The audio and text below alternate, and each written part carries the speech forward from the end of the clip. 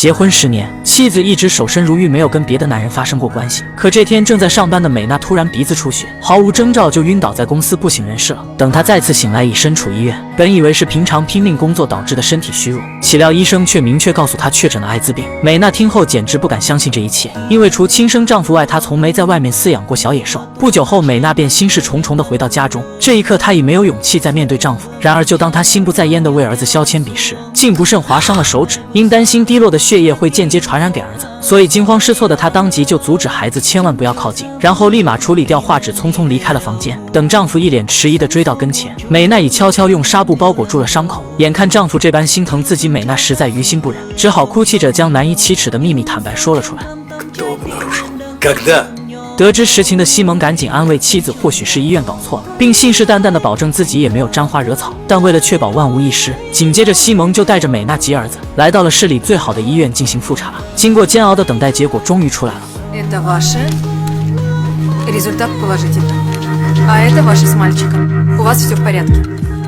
此时空气瞬间陷入凝固，面对不容争辩的事实，西蒙很难不相信妻子没有做对不起他的事。至此，两人的关系就发生了微妙变化。尽管美娜解释称，也许是几年前做公益活动不正规献血导致的，可久久无法平静的西蒙却始终对她表现得极其厌恶，不仅选择跟美娜分居睡觉，甚至在第二天一早就将儿子送到了母亲那里。面对美娜打来的电话询问，西蒙更是虚情假意地表示，你生病了就需要安静多休息。到了晚上，心情郁闷的他约了一个好友来到酒吧买醉，期间美娜出于关心打了不止一个电话，反观西蒙却直接选择无视。而也就在他喝醉去卫生间的间隙，没想到好友竟无意间从手机上看到了美娜确诊艾滋病的报告。不久后，西蒙就醉醺醺地来到一位金发美女家中，怎料此人竟是美娜的助理。原来这两个人面兽心的家伙私下早就偷偷搞到了一起，并且西蒙还口无遮拦将妻子患有艾滋病的秘密给说了出来，这下可把安雅给吓坏了。深陷纸醉金迷中的西蒙却浑然不知，自己即将会给妻子带来沉重的打击，因为好友已经将这一大瓜高价卖给了媒体。鉴于美娜是一家儿童福利院的负责人，想必这一震惊新闻指定会博得巨大流量。果不其然，很快美娜确诊艾滋病的报道便从网络上传播开来，一时间负责人在员工心中建立起来的美好形象瞬间崩塌。可想而知，安雅又岂会放过这一上位的大好时机，所以一直在办公室不停地煽风点火。事后还不忘假惺惺地安慰心灵受到创伤的美娜，实则内心早就跟吃了喜屁一样高兴。同样，西蒙也从新闻上看到了关于妻子的报道，这一刻他非但没有意识到是自己的失误酿成了祸端，反而还认为妻子的负面言论会严重影响他的事业。所以恼羞成怒的西蒙第一时间就来到公司找到美娜，然后毫不犹豫主动提出了离婚。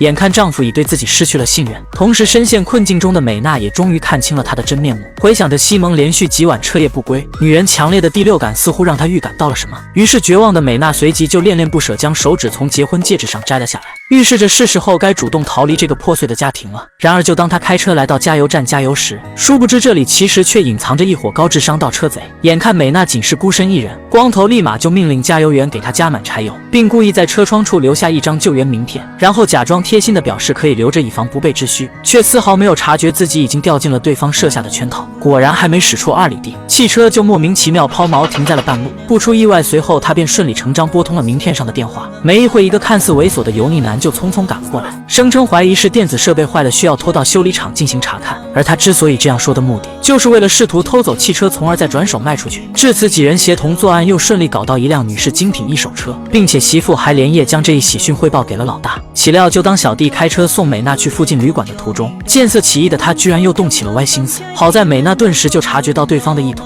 吓得他赶紧将身上的钱包及车钥匙拿了出来，只希望可以放过自己。可突然，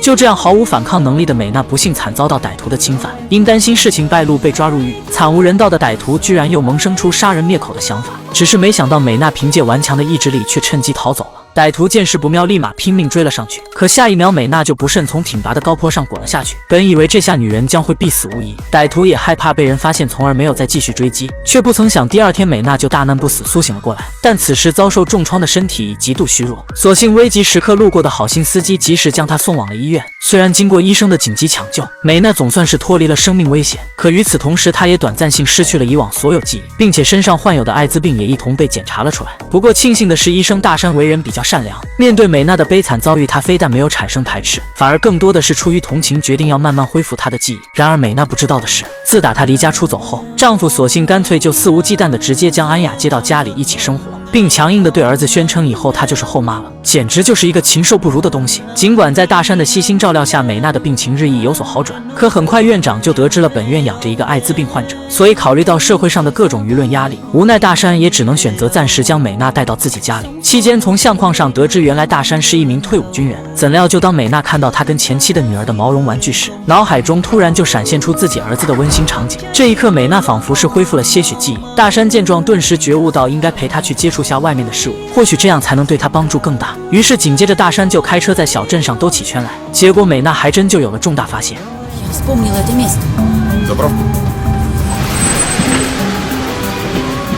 望着眼前这位似曾相识的加油员，几天前隐约来过这的画面瞬间就涌上心头。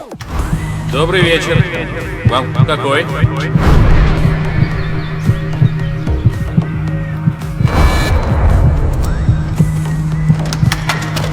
Ой, что такое?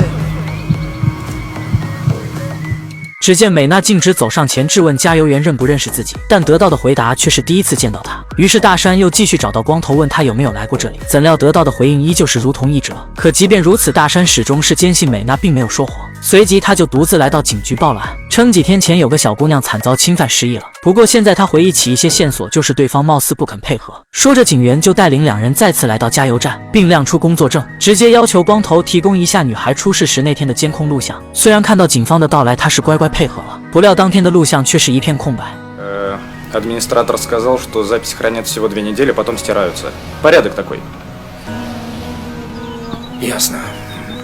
很明显，这帮人事后就立刻删除了录像，因此由于没有充足的证据，警方也只能终止调查。可大山跟美娜不知道的是，其实这个黑警也是跟他们一伙的，一直在背后充当歹徒的保护伞，从中谋取利益。所以为防止美娜恢复记忆后对他们不利，老大当晚就派出2名小弟，试图哄骗带走正在大街上努力寻找儿子的美娜。好在千钧一发之际，大山下夜班及时赶了回来，这才没有让2名歹徒的阴谋得逞。Они сказали, что видели Витю. Стой, они тебя обманули, слышишь? 经历此事后，大山凭借多年当兵的经验，立马就嗅到了危险的气息。为什么美娜刚一有点线索，就有人想绑架她呢？或许真相只有一个，那就是美娜的存在已经对他们构成了威胁。而在经过这些天的亲密相处后，两人也彼此之间产生了微妙情愫。纵使大山在知道她身患艾滋病的前提下，也照样可以做到不离不弃。美娜深知眼前这个男人一定值得托付终生，可理智的大山并没有被突如其来的爱情冲昏头脑，而优先考虑到的则是美娜的人身安全。Но сейчас уехать может будет. Почему? Не хочу испугать. Но похоже, на вас кто-то охотится. 随后大山便连夜将美娜转移到了母亲那里。尽管儿子声称他仅是自己的艾滋病患者，但作为过来人，他一眼就看出了两人不同寻常的关系，所以母亲是坚决不同意儿子要跟一个身患艾滋病的女人共同生活。恰巧两人的对话还全被屋外的美娜听到了。 Ты вот сейчас специально так громко, да, чтобы слышала тебя? Да пусть слышит. Я правду говорю, как мать.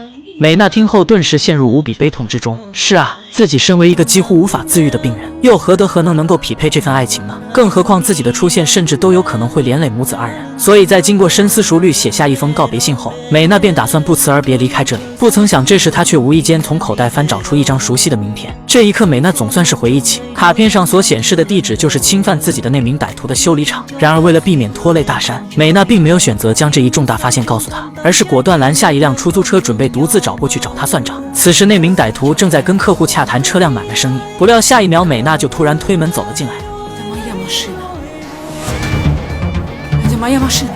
歹徒见势不妙，赶紧跑来阻止，万万没想到这傻女人居然还敢主动送上门来。情急之下，美娜照着她的裆部就奋力踹去一撅鸭子，然后拼命跑了出去，接着再从车上抄起一根钢管，对她发起了猛烈攻击。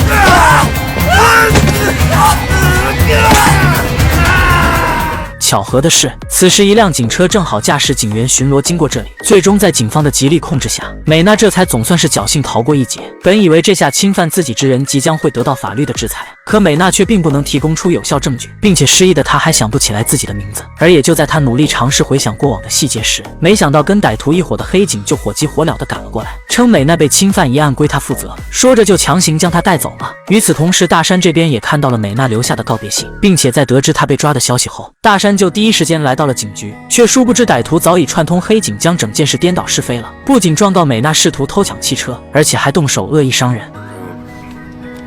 Ты это чушь опять слушай. Ну, чушь или не чушь, а я обязан проверить эти показания, поэтому и задержал ее на 72 часа.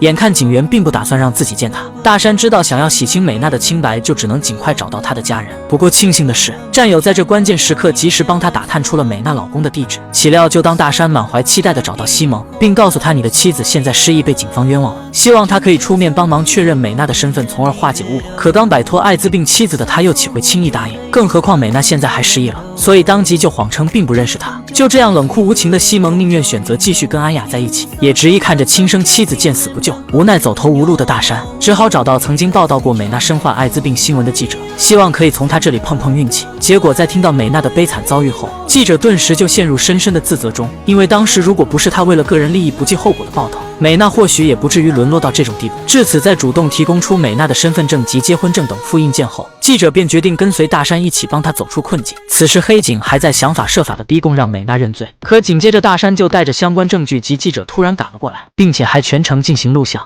Вот свидетельство о браке. Вот удостоверение уполномоченного по праву ребенка.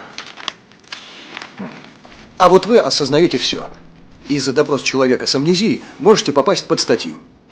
Рви свои бумажки. 就这样，因害怕惹祸上身，黑警被逼无奈，也只好选择乖乖妥协。可眼看事态已逐渐失去他们的控制，歹徒老大干脆一不做二不休，直接就让黑警给大山美娜还有她的丈夫打去电话，让他们一同前往修理厂，并表示歹徒已被逮捕。表面上是让几人去交接被盗的车辆，实则却是趁机杀人灭口，好来个死无对证。很快，大山就带着美娜来到了修理厂，只是没想到见死不救的西蒙居然为了家产倒是猴急的早来了。可昔日的夫妻再见面，却好似已成为陌生的路人。然而让三人都始料未及的是，此次前来他们都中了歹徒及黑警设下的圈套。А что здесь происходит? Да ничего особенного, доктор. 随后三人就被绑住，双手囚困在了车内，并释放大量煤气，准备将他们毒死。好在危急时刻，大山快速用嘴帮助西蒙解开了绳索，然后紧急熄灭汽车，关掉空调，不料却直接惊动了歹徒。几人见状，立马机智的躺下装死。等歹徒打开车门查看时，大山瞅准时机就狠狠给了他一撅鸭子。同时西蒙也趁机赶紧为美娜解开绳索。眼看大山被歹徒抓住，一顿暴锤，千钧一发之际，美娜及时从车上走了下来。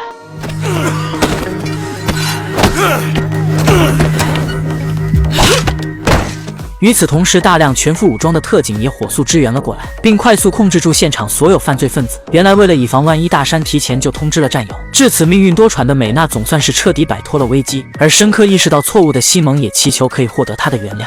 Ты прости. Я просто испугался. Ты его знаешь? Первый раз вижу. 不难看出，此时美娜已经恢复了记忆，但对于这种离经叛道的男人，她不想再与之有任何瓜葛，而是从此跟大山过上了没羞没臊的美好生活，并且美娜的病情也慢慢得到了好转，期盼在大山这位良医的悉心照料下，有朝一日她能够绝处逢生吧。而我们的西蒙最终也精神分裂，变成了脑懵，同样跟安雅过上了疯疯癫癫的妄想生活。